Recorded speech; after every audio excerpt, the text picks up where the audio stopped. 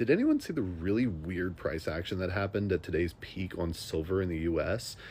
I don't know if you guys did, but I definitely want to take a look at it and show you what I'm talking about. Before I do, for those of you who don't know, obviously silver's just been on this crazy run up lately. It's pretty hard to miss it unless you've been sleeping under a rock lately.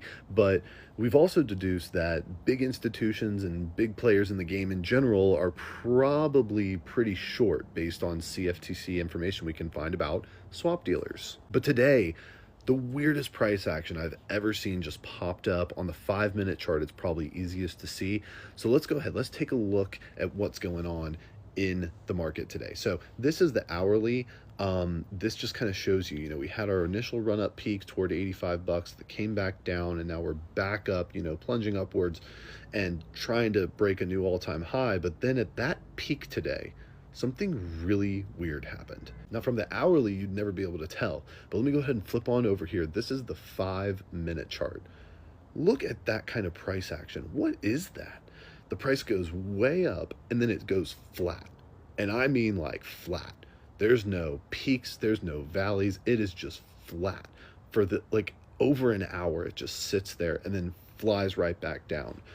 Guys, I don't know if that's manipulation or what that is, but what I can say is that there is a very strong ceiling at that 8250 level. Now, of course, they fought it, they won, prices come back down, but I want to look at the big picture now, because even though the market makers and whoever's at the top there is trying to fight and really keep this price down, there's still a lot of great momentum going for us. So I'm going to flip on over here. This is again the hourly chart for silver, and what I want to highlight to you guys is the circles that I've made right there. As you can see, we have constantly been hitting this light blue and then once this dark blue line that are called our EMAs, or estimated moving averages, as we've gone up and up and up on silver from the hourly chart.